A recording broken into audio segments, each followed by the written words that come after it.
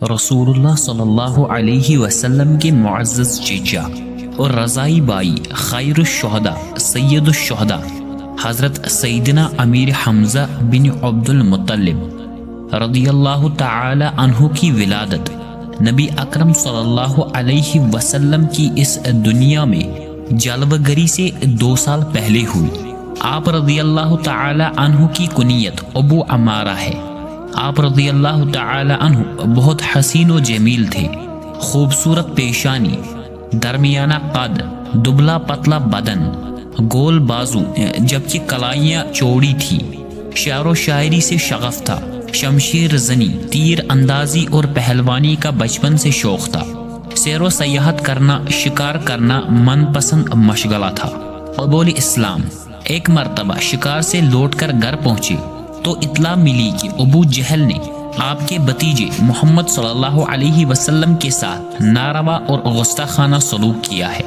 یہ سنتے ہی جوش غضب میں آپے سے باہر ہو گئے، پھر کمان ہاتھ میں پکڑے حرم کعبہ میں جا پہنچے اور ابو جہل کے سر پر اس زور سے ضرب لگائی کہ اس کا سر پھٹ گیا اور خون نکلنے لگا۔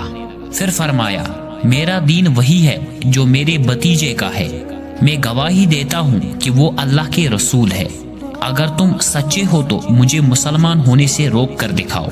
پیارے آقا محمد صلی اللہ علیہ وسلم آپ رضی اللہ تعالی عنہ سے بے حد محبت کیا کرتے تھے۔ ایک بار ایک جانثار صحابی رضی اللہ تعالی عنہ نے بارگاہ رسالت میں حاضر ہو کر عرض کی، میرے ہاں لڑکے کی ولادت ہوئی ہے، میں اس کا کیا نام رکھوں؟ تو رحمت عالم صلی اللہ علیہ وسلم نے ارشاد فرمایا، لوگو مجھے اپنے چچا حمزہ سے محبت ہے، لہذا انہی کے نام پر اپنے بچے کا نام رکھو۔ ایک مرتبہ آپ رضی اللہ تعالی عنہ نے بارگاہ رسالت میں درخواست کی کہ میں حضرت جبریل علیہ السلام کو اصلی صورت میں دیکھنا چاہتا ہوں۔ ارشاد ہوا، آپ دیکھنے کی طاقت نہیں رکھتے۔ آپ نے اصرار کیا تو نبی صلی اللہ علیہ وسلم نے ارشاد فرمایا، زمین پر بیٹھ جائیے۔ کچھ دیر بعد حضرت جبریل امین علیہ السلام حرم کعبہ میں نصب شدہ ایک لکڑی پر اترے تو سرور عالم صلی اللہ علیہ وسلم نے ارشاد فرمایا، چچا جان نگاہ اٹھائیے اور دیکھیے۔ آپ نے جو ہی اپنی نگاہ اٹھائی تو دیکھا کہ حضرت جبریل علیہ السلام کے دونوں پاؤں سبز زبرجد کے ہیں۔ بس اتنا ہی دیکھ پائے اور تاب نہ لا کر بے ہوش ہو گئے۔ رمضان المبارک 1 ہجری میں 30 سواروں کی قیادت کرتے ہوئے اسلامی لشکر کا سب سے پہلا علم آپ رضی اللہ تعالی عنہ نے سنبھالا۔ اگرچہ لڑائی کی نوبت نہ آئی لیکن تاریخ میں اسے سریہ حمزہ کے نام سے جانا جاتا ہے۔ 2 ہجری میں حق و باطل کا پہلا معرکہ میدان بدر میں پیش آیا تو آپ رضی اللہ تعالی عنہ بڑے جوش اور جذبے کے ساتھ شریک ہوئے اور مشرکین کے کئی سورماؤں کو ٹھکانے لگایا۔ آپ رضی اللہ تعالی عنہ نے اپنے سر پر شتر مرغ کی کلگی سجائے ہوئے تھے، جبکہ دونوں ہاتھوں میں تلواریں تھامے اسلام کے دشمنوں کو جہنم واصل کرتے اور فرماتے جاتے کہ میں اللہ اور اس کے رسول کا شیر ہوں۔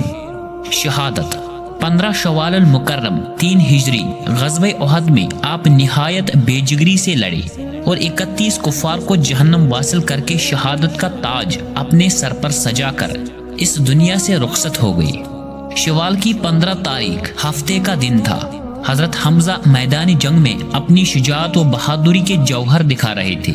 ایک کافر کو قتل کرنے کے بعد جب آپ کے پیٹھ سے ذرہ سرک گئی تو وحشی نے نشانہ باندھ کر ایک چھوٹا نیزہ آپ کے پیٹھ میں دے مارا، جو کہ آر پار ہو گیا اور آپ شہید ہو گئے۔ جنگ بدر میں سیدنا حمزہ نے جبیر بن مطعم کے چچا کو ہلاک کیا تھا۔ وحشی جبیر کا غلام تھا۔ جبیر نے اس سے کہا تھا، اگر تم میرے چچا کے عوض محمد صلی اللہ علیہ وسلم کے چچا کو قتل کر دو تو تم میری طرف سے آزاد ہو۔ اسی لالچ میں وحشی نے حضرت حمزہ رضی اللہ تعالی عنہ کو شہید کر دیا۔ اللہ کی شان، اس نے وحشی کو بعد میں اسلام لانے کی توفیق دے دی۔ حضرت حمزہ کو شہید کرنے کے بعد کافروں نے آپ کا پیٹ چاک کیا اور کلیجہ نکال لیا۔ ہندہ زوجہ ابو سفیان نے کلیجہ چبایا، نگلنے کی کوشش کی لیکن نگل نہ سکی، پھر اسے تھوک دیا۔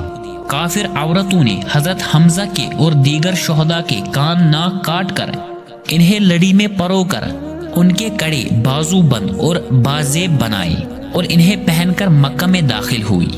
جب نبی کریم صلی اللہ علیہ وسلم نے حضرت حمزہ کے جسم کو دیکھا تو آپ صلی اللہ علیہ وسلم رونے لگے۔ آپ کے کٹے ہوئے جسم کو دیکھ کر شدت غم سے آپ صلی اللہ علیہ وسلم کی آواز بلند ہو گئی۔ پھر آپ نے ارشاد فرمایا، حمزہ سید الشہداء ہے۔ نبی کریم صلی اللہ علیہ وسلم حضرت حمزہ کے جسم کے پاس کھڑے تھے۔ آپ صلی اللہ علیہ وسلم نے حضرت حمزہ رضی اللہ تعالی عنہ کو مخاطب کرتے ہوئے فرمایا، اے چچا جان، اللہ تعالیٰ آپ پر رحم فرمائے، بلا شبہ آپ خوب صلہ رحمی کرنے والے اور کثرت سے نیکیاں کرنے والے تھے۔